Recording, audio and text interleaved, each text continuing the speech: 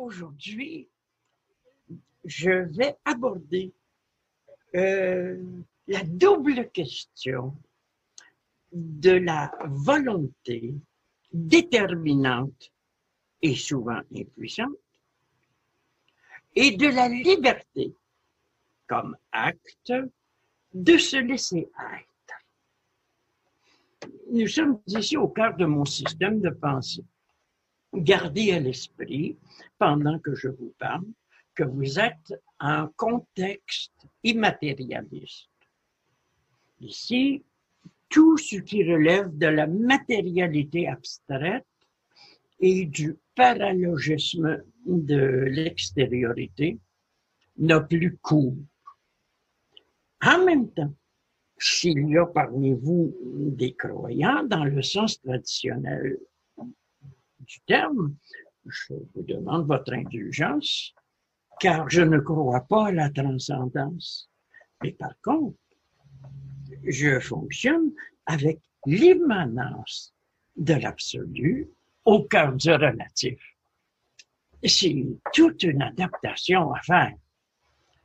En outre, comme je suis un expérimentaliste de l'éternité, c'est d'un point de vue inactuel et intemporel que je vous parle. Si vous ne respectez pas ces paramètres, vous ne comprendrez rien. Parce que c'est un système. Mais un système est la forme inéluctable que prend tout savoir achevé, comme nous le dit Condillac. Nous sommes donc loin ici du relativisme sceptique. Nous sommes loin du rationalisme matérialiste et nous sommes loin également de cette théorie des arrière-mondes, comme Jésus qui disait « Mon royaume n'est pas de ce monde ». Ah oui, il est où? Et donc, il n'y a pas d'immanence, là. Et Platon qui disait que ce que nous vivons ici n'est que la copie effilochée des réalités éternelles qui constituent un monde au-delà de nos connaissances.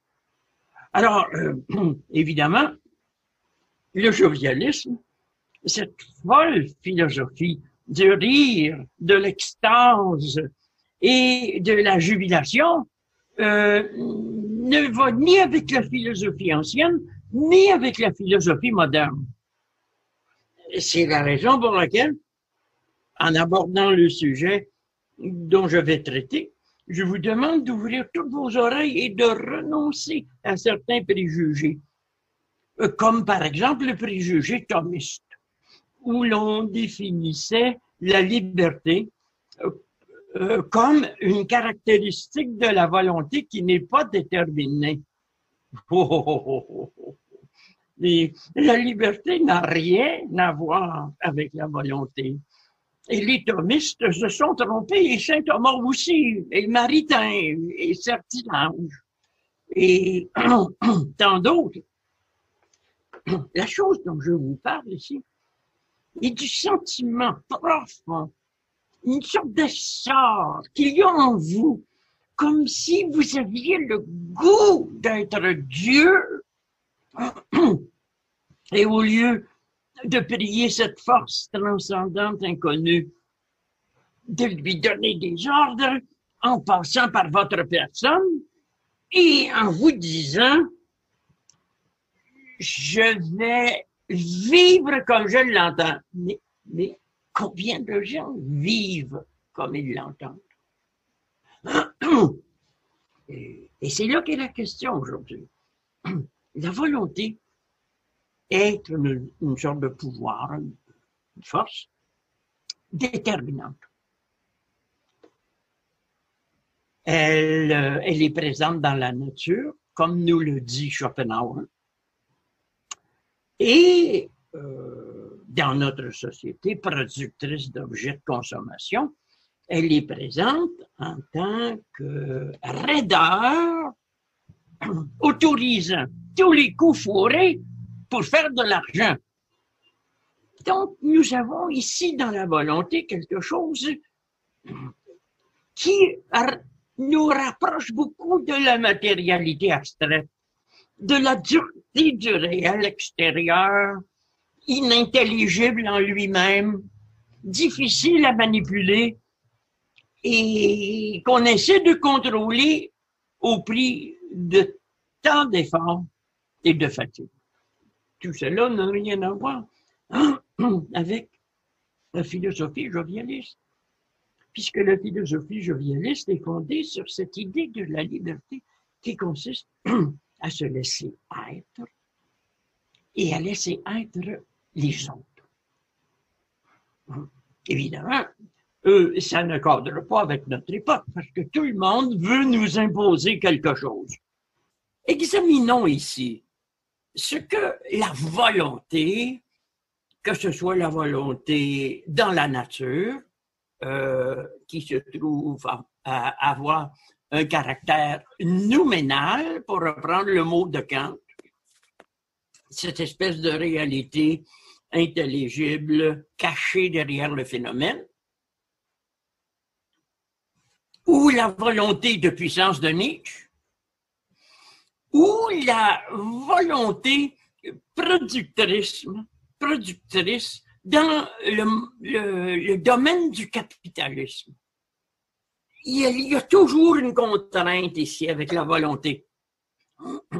Je me rappelle que je m'adressais à un groupe d'alcooliques anonymes et je leur disais, il y a dans cette salle, parmi les gens qui m'écoutent, des gens là qui ont une volonté extrêmement forte d'arrêter de boire et qui sont totalement impuissants à y parvenir. Car la volonté, dans sa brutalité, dans sa force de détermination secrète, est, comment pourrait-on dire, vouée à l'échec. Et c'est pourquoi, face à cette force,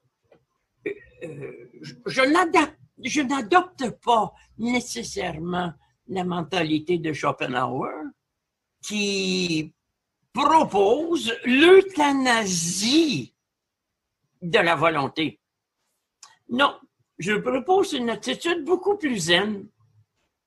Il faudrait vouloir comme si la volonté était de trop. Ça, c'est jovialiste.